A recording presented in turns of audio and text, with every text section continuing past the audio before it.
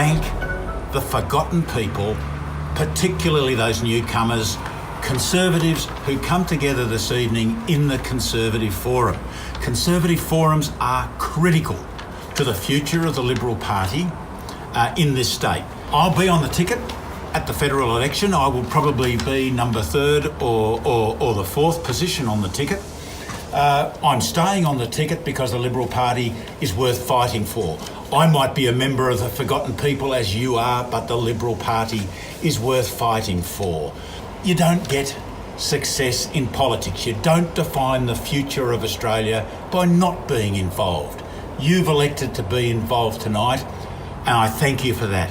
I will stay involved with the Liberal Party because I'm a Liberal from a Democratic base, and the people of New South Wales have the right to make that choice. We've got 3 great brains here. We've got John Ruddock, David Flint, and the great Ross Cameron here tonight.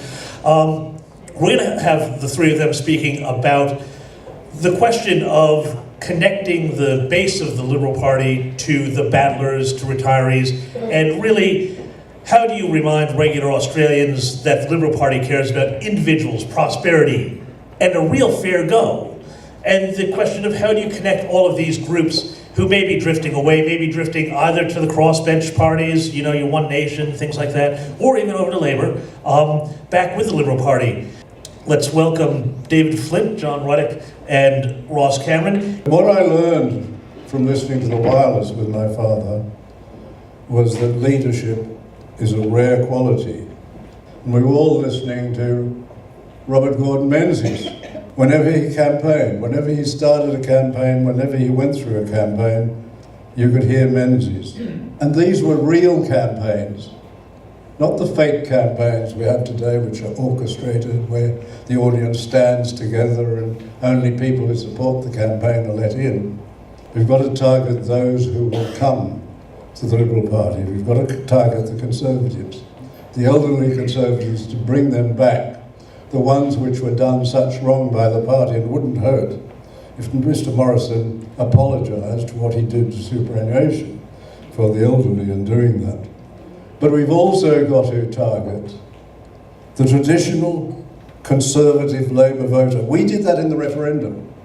Many Labour seats went our way, although they had clear instructions to vote yes in the referendum, they still voted no. And these are the people quite often who are tradesmen, they're effectively small businessmen, and they see a party which has turned its back on them for all the causes, the fashionable causes which charm the elites of the electorate of Wentworth, in which I live. But we really have to have an agenda which is consistent with the principles of the Liberal Party, which are very similar. Don't go and look at the principles of the Liberal Party, go and look at the Declaration of Independence, because that tells us what we're all about, and that is, we believe these truths to be self-evident. That man is endowed by his Creator with certain unalienable rights, and among these are the rights to life, liberty, and the pursuit of happiness. That's what it's all about. The Americans expressed it very well. That's what the Liberal Party is all about. We've got to drought-proof the country, which means we would mitigate the floods, the sorts of terrible floods that have just occurred in North Queensland. There were prophets in this country, the 3 Bs, Bradfield, Beale, and Bridge in Western Australia, who worked out how to drought-proof this country. This should be at the top of any agenda, and it's well overdue. Stop making us, in energy terms, the most expensive country in the world. We have to become the cheapest, as we were once. I cannot identify a significant problem in Australia which, if it were not created by the politicians, has been made significantly worse by them. What we have to do is to cleanse the political class, and that can only be cleansed by the sort of democracy that John Ruddock is talking about in his book, by handing over to the rank and file, and eventually going down the American path. The election is winnable. Menzies certainly could win the next election. Menzies would have. And I think Tony Abbott also would have. What the Prime Minister must do, I think, as a matter of decency, is bring Abbott back into the Cabinet. Now, I have a second piece of advice, and I'll finish on this. The second piece of advice to the Prime Minister: it is impossible to try and walk on both sides of the street. This is a fabulous event. I've been to hundreds of Liberal Party events in my life, and this would be one of the best, because a political event is actually meant to be about political ideas. There's only one vehicle for good government, and it is called the Liberal Party. The truth is, the party constitution has not evolved since 1909. It's very much stuck in a 19th century political structure. Another thing that most people don't know out there is that the Liberal Party has basically been running Australia since Federation, with just a few little exceptional Labor governments, like just rare exceptions in terms of time, and they're almost always failures. If you think Australia's great, well, it's actually great because of the Liberal Party. This is who the base is. Now, people who've got a bit of clout around the place. It's not that they are hard right, it's that they're solid conservatives. Now, when you lose those people, that's when you lose elections. We need that base to be enthusiastic. One of the golden rules of politics is never betray your base. John Howard never forgot who the base was. He recognised the base will be with you. You need that base, because you can't get a solid majority of the country behind you without those people fired up. A strong, powerful, enthusiastic Liberal Party, because as we've spelled out, it is the only vehicle we've got for good government. I would estimate in the whole of Australia that there's probably 70,000 people around the country who are paid up members of the Liberal Party right now. Ladies and gentlemen, it should be 300,000. How we can get 300,000 people to join the Liberal Party is to give them a say in that process. Is to have a big national convention every 3 years with every Liberal Party member in Australia. The good news is now, if you join the Liberal Party, you can have a say on who our Liberal candidates are going to be. Now, we've had the theory with David Flint. We've got the practice, the practical ideas about the party from John Ruddock. Here to pull it all together, the great Ross Cameron. Ross, take it away. The good news is that it is actually very easy for the Liberal Party to reconnect with its base. It's not complicated. It does not require a multilateral collaboration. It does not require the establishment of a Senate committee. It does not require new regulation. It is a very simple thing, and that is that the Liberal Party needs to begin to govern for its base. We go to all of the effort and trouble to man polling booths, to raise money, to attend events, to run marginal seat campaigns, to pre-select and send Liberals to Canberra, but when they get there, they just roll over. The flag of the Liberal Party in Canberra is the white cross on the white background. There's two basic classes of citizen. There's one who lives risk-free, and there's another class of citizens who face all of the risk as a consequence of the decisions of those who live risk-free. They are the two basic groups. They are insiders and outsiders. There's one group who is raising the money, and the other group is spending the money. When you get to a situation where a Liberal Prime Minister, a Liberal Treasurer, and a Liberal Minister for the Environment wake up one morning and say, I think it'd be a good idea to give $440 million to the Great Barrier Reef Foundation. The guy at James Cook University is the expert on the Great Barrier Reef, wanders out and says, well, actually the Great Barrier Reef is in, quote, rude health.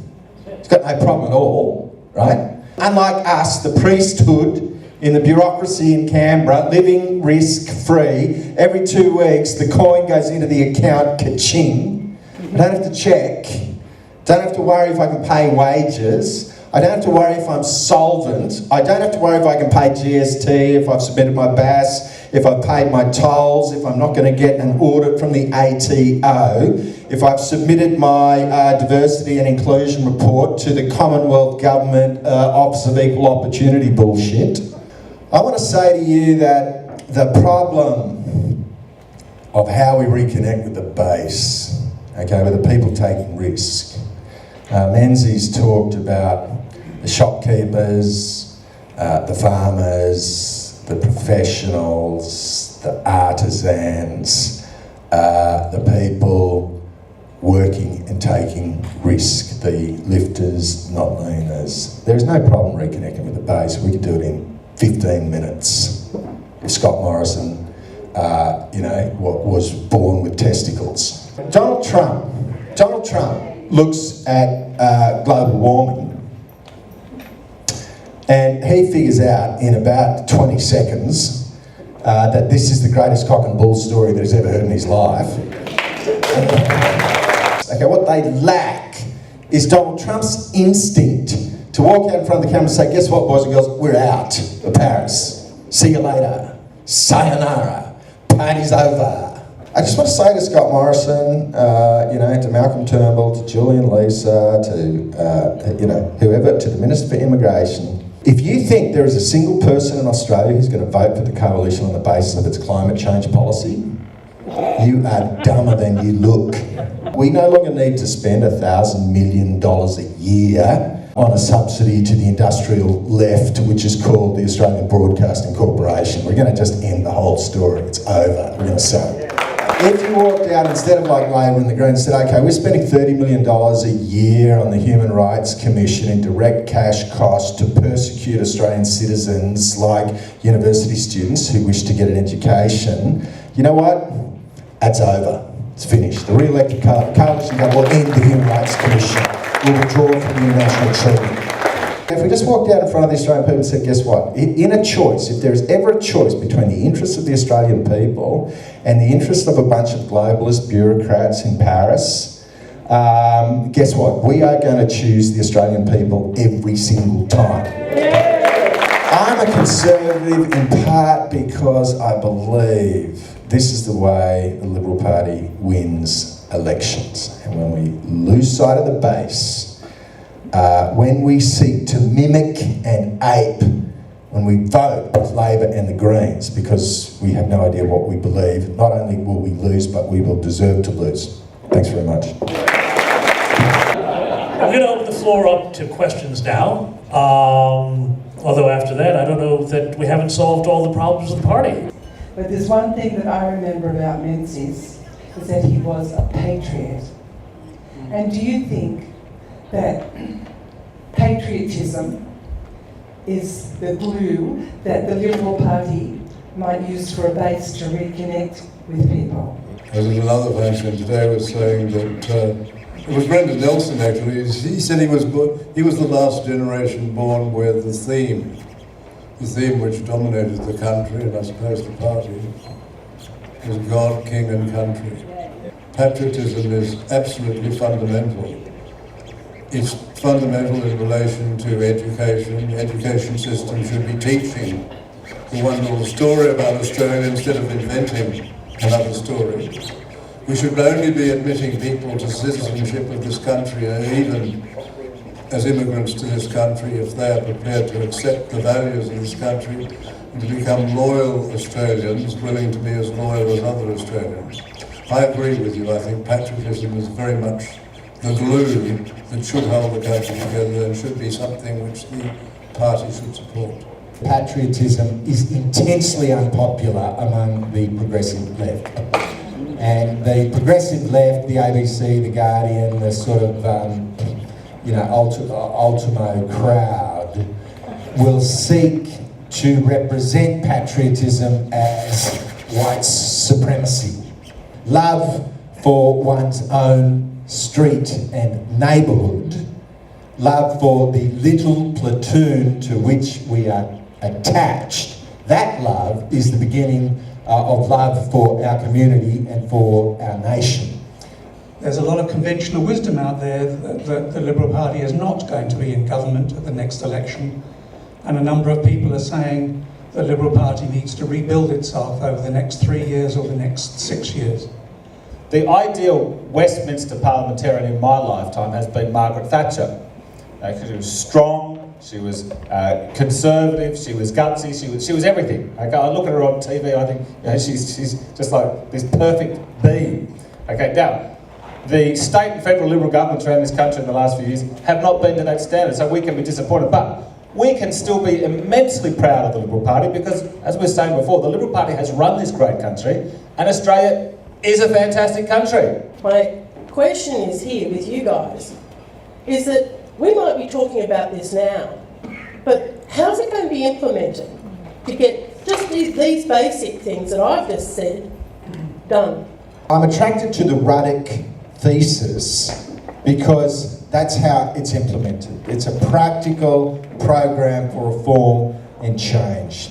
We need to be recruiting and pre-selecting people who actually believe something and will not collapse like a house of cards as soon as they get to Canberra. At the moment, the Liberal Party has been privatised. It is owned by 3 or 4 lobbying companies who operate it for their own interests and who deliberately choose people who believe nothing so they will be malleable for the commercial interests of the lobbying companies. Once we bring in full democratisation, this is how Margaret Thatcher defined consensus. She said it's the process of abandoning all beliefs, principles and values and policies in search of something in which no one believes but to which no one objects. The process of avoiding the very issues that have to be solved. But what has emerged, even with this excellent system, I agree entirely with John, but even with an excellent system, you have to be so vigilant because of the emergence of the phenomenon of the rhinos, Republicans in name only. Once the people elected a candidate, pledging that he would or she would support the principles of the Republican Party, once they got to Washington, they slipped over towards the Democrats. Ross, I'm directing my question at you because the Liberal Party virtually told you to go and get. Now, why can't it take a similar line with a very evil man, Malcolm Turnbull? I feel a little bit presumptuous, in a way, even responding to this question, how does the Liberal Party reconnect with the base, since I, as you point out, am not a member of the Liberal Party. Not by choice. The Liberal Party did not virtually tell me to go and get, they told me very explicitly. If we put all the people in the room who are former members of the Liberal Party, where I would have to go, and where you would have to go temporarily, I believe there are more former members of the Liberal Party than current members. And the reason is because people come and join, and often they sort of attend their first branch meeting, and they have such an alienating experience from the faction and the factional boss that they just never come back. You've got Malcolm, who is out there doing, in my judgment, everything in his power to ensure that Scott Morrison is not returned. And his objective is to ensure that it is clear the decision to replace him with Scott Morrison was a mistake.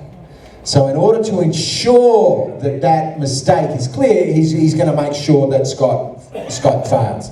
The exercise of discretion about who gets chucked out and who stays. I mean, Michael Fadis and Nick Campbell, as I understand, have just made a $22,000 cash donation to the Australian Labor Party.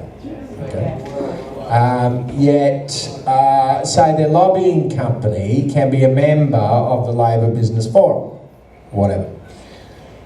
Look, I say, everybody's going to earn a living, but what is clear to me is that the decision of who to punt and who to keep is not based upon, love of the Liberal Party. or infraction of Liberal Party rules. It's based on the convenience of the tiny little factional clique. My hope for the Liberal Party is not that it expels more people, but that it recruits another couple of 100,000, so that the duds who we have will have less influence. That's my main idea. Where is the transparency when it comes to spending large lumps of money? It's a good question, in that I always found, as a local federal member of parliament in Parramatta, I could make an announcement that the government was going to spend $2 billion on education, and it would slide through to the keeper virtually without nobody's knowledge. But if I announced a $30,000 grant to upgrade the roundabout on sort of Farquharson Street, or to build an overpass for a school, it absolutely connected with the mums and dads. And this is one of the problems, that you get to a certain number of zeros and it just becomes hard for people. And this is why there is such extraordinary, unbelievable waste which takes place. The only other point that I will make is Professor Flint talked about the need for transparency in elections. And there's just absolutely no question that our paper-based approach of marking, pencil marking on, massive ballot papers which get lost by the bucket load, and so we have to recall the whole West Australian Senate election again because the system just completely failed. And when you're getting down to a couple of hundred votes in every marginal seat determining which side wins, the risk of fraud is massive. This ongoing reluctance, again it comes down to a question, are we governing in the interest of the citizen or in the interest or on behalf of the vested collective interest and bureaucracy? When was the last time you heard a government of any description come out and say, we're actually going to close down that bureaucracy because the purpose for which it was originally created has now passed, it is now obsolete? It just never happens. The most powerful force in Canberra is automatic funds transfer. Once you set up that first payment out of Treasury into somebody else's bank account, no matter what the purpose, it will never end. It will go on ad infinitum. And that's why the size of government always ratchets only in one direction. It takes resolution on behalf of the bureaucracy is never going to reduce the size of the state.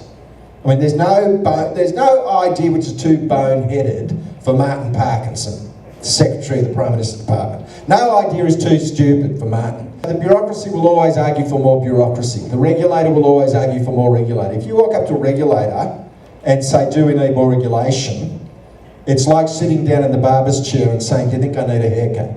You know? Question directed to John. Based on your primary proposal for democracy, why would people join the Liberal Party if everyone has a say?